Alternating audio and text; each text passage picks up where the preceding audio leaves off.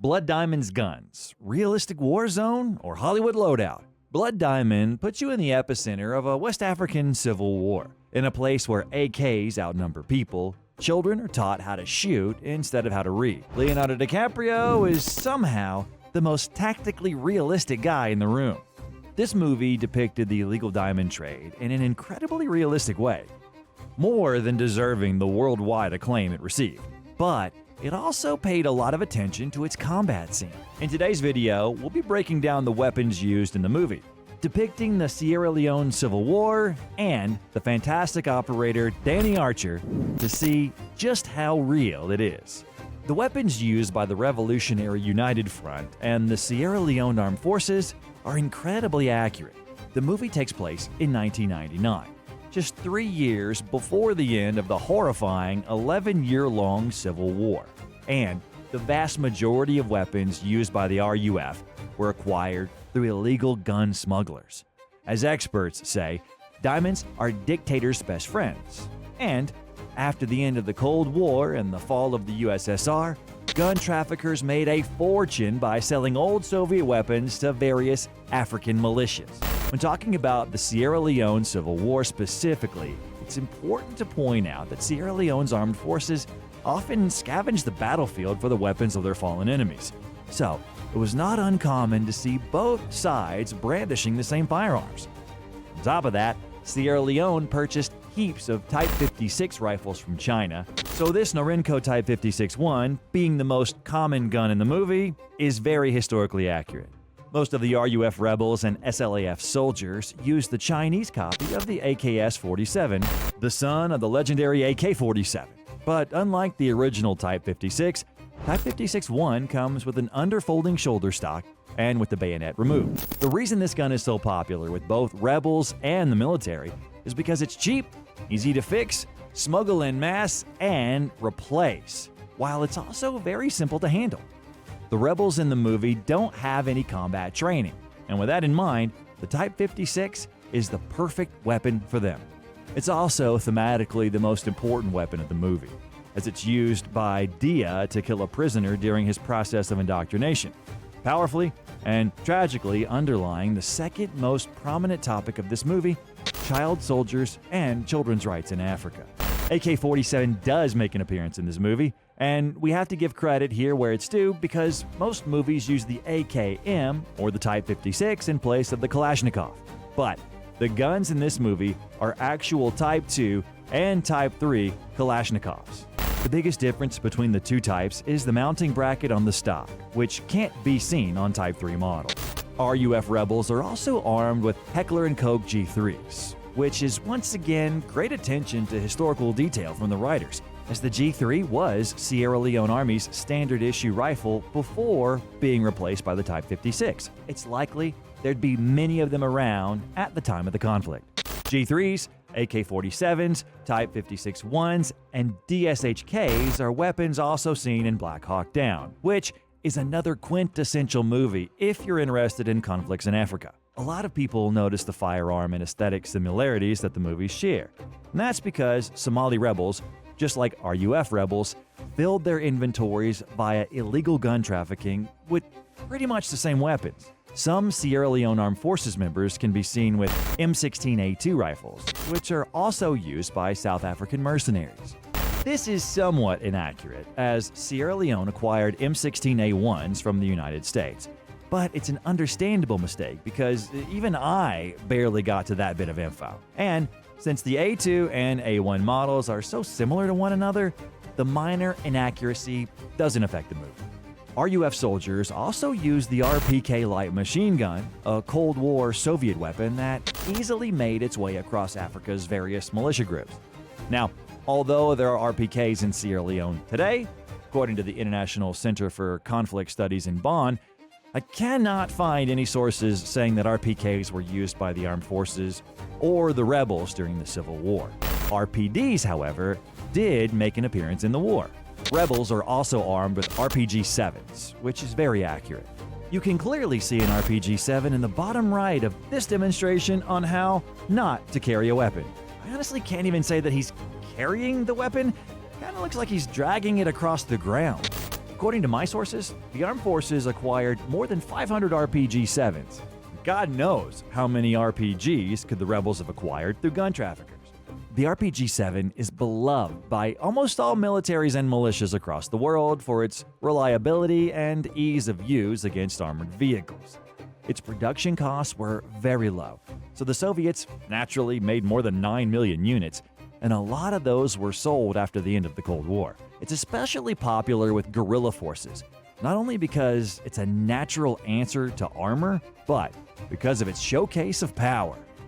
As for heavy machine guns, the rebels rely on the DSHK, another Soviet weapon that was massively trafficked after the end of the Cold War. This belt-fed machine gun fires 12.7 108mm rounds at 600 rounds per minute. And just like the RPG-7, it can be used against armor. To be frank, if you get hit by this gun, it doesn't just kill you, it leaves a gaping hole in your chest, weighing about 74 pounds, which makes on-hand use impossible. In the movie, we see it mounted on truck beds, which is very realistic.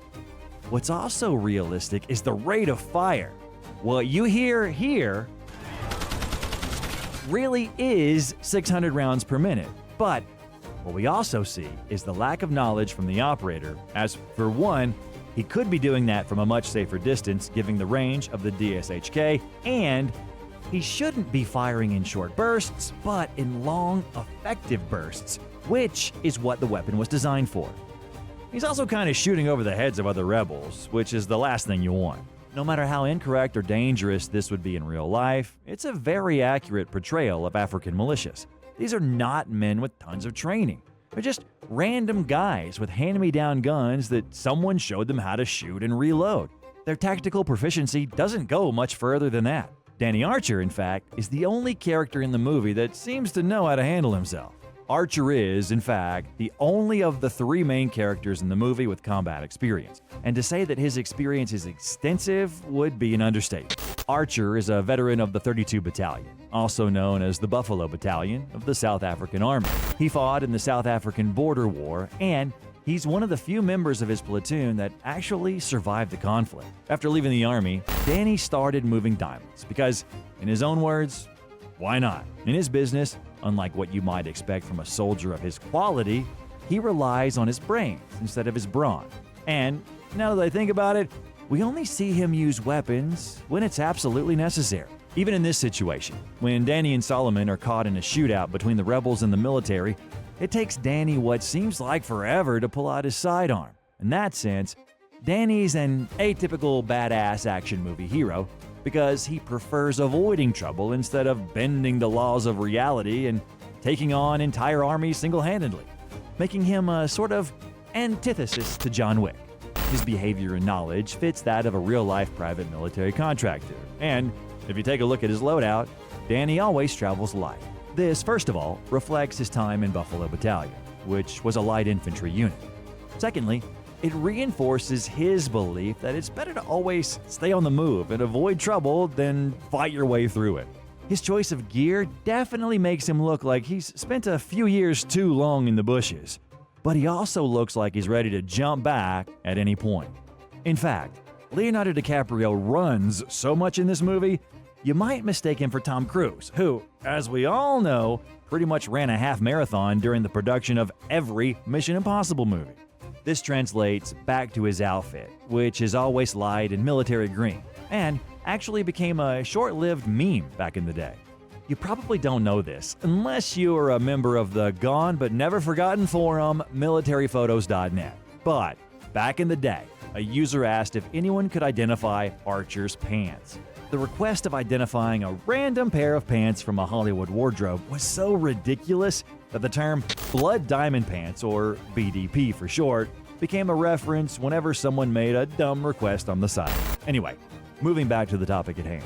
Danny always packs light. He never wears armor because he knows that, given the difficulty of the hike ahead of him, the drawbacks would outweigh the benefits. He also wears a small ruck, which he packs with binoculars, a GPS, 2 sat phones, just in case one of them falls into a puddle, canteens, a few MREs, and, of course, a small bottle of Jack Daniels in the least subtle instance of product placement ever put on film. Danny only uses an assault rifle on 2 occasions in the movie. He mostly relies on a Heckler & Koch USP Compact. He kills several RUF rebels with it, and towards the end of the movie, spoiler alert by the way, he gives it to Solomon before passing away. Danny spends a lot of money on his gun, and it's highly realistic that he would do so. The USP Compact was released just in 1996, just 3 years before the story takes place, and quickly gained global acclaim for its reliability, which is definitely what you'd be looking for if you know that you'll spend God knows how many days on the road and in what condition. This is also the gun we see on Blood Diamond's promo poster. Now, let's talk handling. As we can see from this still here, Leo's grip is very good. What immediately comes to mind is his left thumb covering the ride. It would be a bit better if his right thumb, the one closest to the barrel, was actually level with the barrel, but that's such a minor thing that I think we can ignore it. His maneuvering is also commendable, as we can see from this clip. Although, I don't appreciate him running out into an open street like a headless chicken, because he could have turned the metaphor into reality. He's also got the quickest draw in Sierra Leone, as we can see here. And here's a fun fact. The 2 in the chest, 1 in the head shooting method we see Danny somewhat apply here is also called the Mozambique drill. And Mozambique borders Rhodesia, today known as Zimbabwe, which is where Danny is from. Danny's gun expertise and the dedication of the on-set gun advisors can best be seen in this scene, in which Danny grabs the Type 56-1 and checks ammo status before taking a shot. How many times in movies did you see someone actually check if there's a round in the chamber? This is often overlooked in Hollywood, when in real life, it'd be literally the first thing you would do with a new weapon. On top of checking the status of the weapon, Danny also fires a short burst instead of going full Arnold and emptying the entire magazine into the target. We see Danny use an assault rifle on 2 more occasions. He uses an AK-47 when the attack chopper comes in over the rebel digging grounds. And what I really liked about it is the fact that he's firing single rounds instead of full auto or bursts. Anyone who's ever fired an automatic rifle will testify that that thing will come flying out of your hands after just a few rounds, and you'll empty the magazine in a matter of seconds. There's a reason most militaries teach their recruits to always keep their guns on semi-auto. Everyone is obviously going to point out that it's stupid to run into an open field when an attack helicopter is raining hellfire on it. But if you saw the movie, you know that all bets are off at this point. Danny's just trying to save Dia, Solomon's son, under any circumstances. So I wouldn't call this a bad tactical choice, it's just a necessary one. Danny uses one more gun in this movie, and it's an unknown CAR-15 gun. Honestly, nobody knows what this gun is.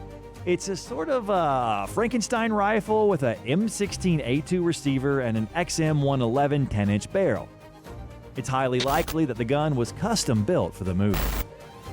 Similar rifles can actually be seen in Black Hawk Down, which is another similarity to that movie, as guns in both movies were supplied by the same company. One thing that kind of bugs me here is the fact that Danny is holding the gun by the flashlight. We are absolutely going to deduct points for that slip-up, because I think we have better chances of going through an entire year without another once-in-a-lifetime event, which seemed to be happening about 10 times a lifetime at this point, than an experienced operator does at mishandling his weapon like that. Aside from that, though, Danny's actually very tactically proficient. We see him in a dangerous situation for the first time when RUF forces storm Freetown.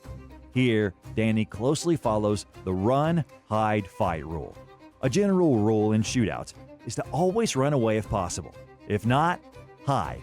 And if hiding is impossible, the only thing left to do is fight.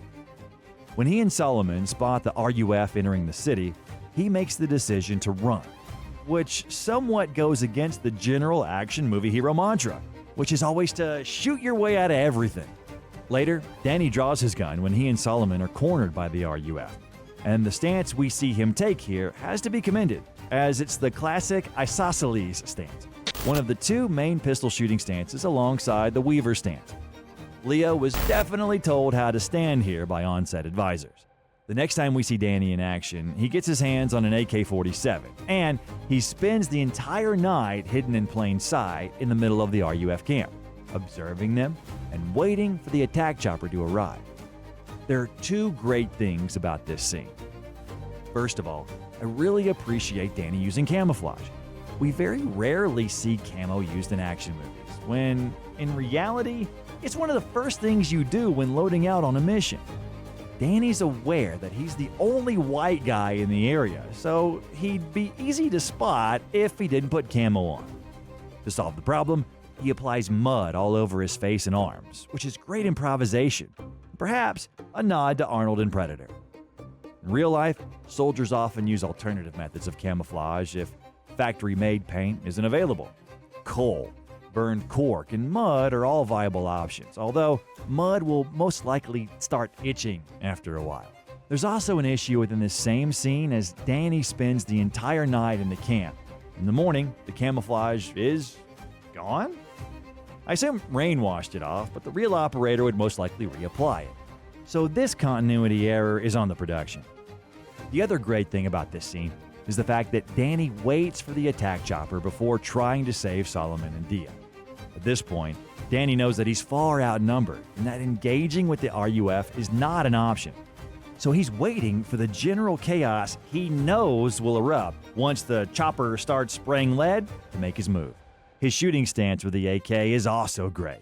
When you draw the line and consider everything he's done, Danny's shooting is fairly realistic. I would have liked to see a bit more covering and firing, but what I have to commend is the fact that he usually takes on just one or two targets at once. Only once in the movie do we see him open fire on more than two combatants, when he takes out 4 in the RUF camp.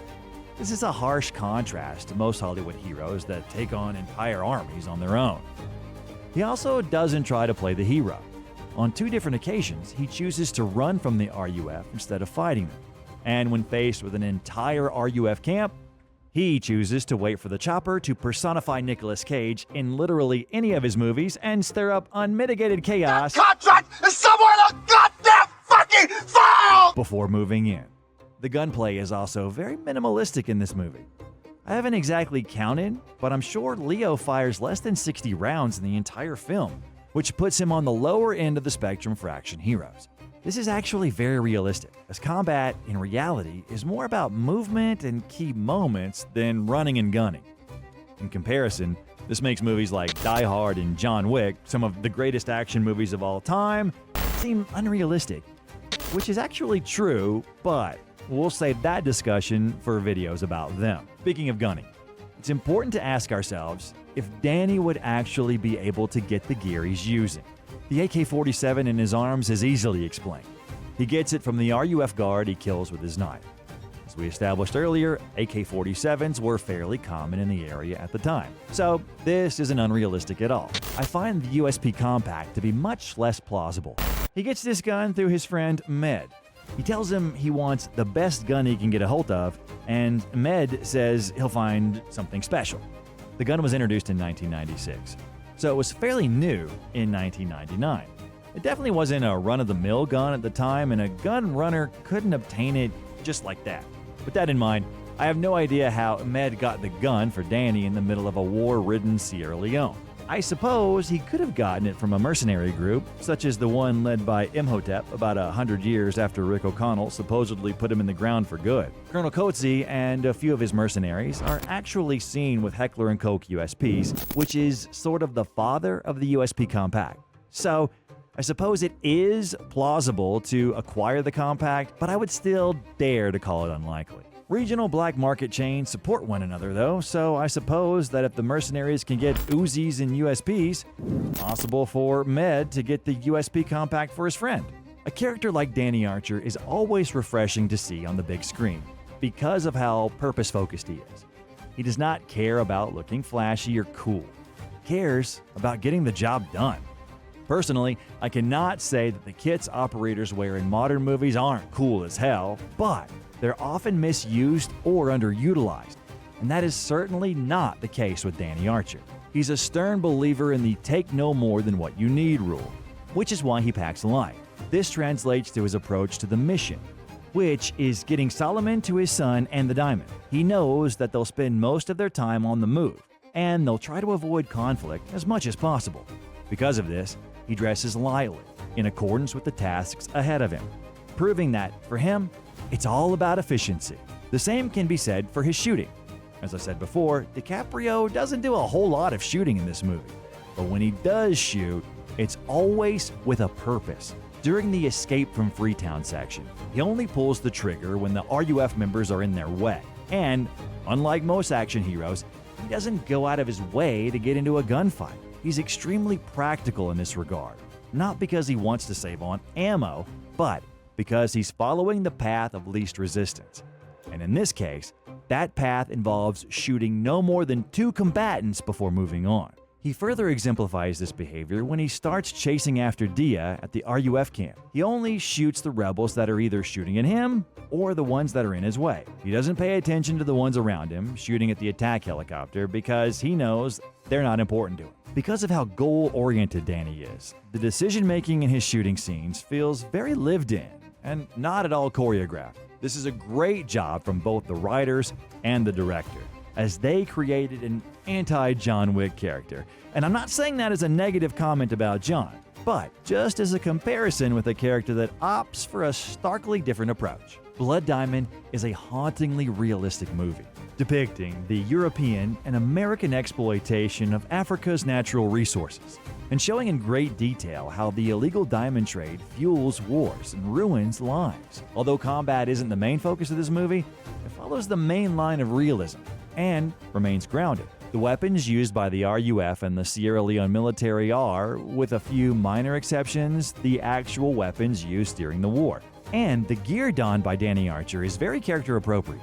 Instead of bringing big guns and body armor, Danny brought trauma, cigarettes, and steady aim to the fight, making him instantly stand out from the remainder of Hollywood's action hero gallery. The lack of combat prowess shown by RUF fighters is very realistic, and Danny's experience provides a very realistic contrast to that, which makes sense in the context of the movie. His decision-making and his movements are textbook for a highly trained operator, and his mantra of avoiding combat as much as possible is refreshing for a Hollywood action movie. As for the final grade, I'm going to give Blood Diamond a 6 out of 10, but it is a very strong 6. There are just a few occurrences of gun mishandling and continuity errors in the movie, but the bigger issue for me is RUF using RPKs, which we can't confirm as era accurate, and the CAR-15-like rifles used by Danny and the mercenaries, which, quite frankly, don't exist in real life.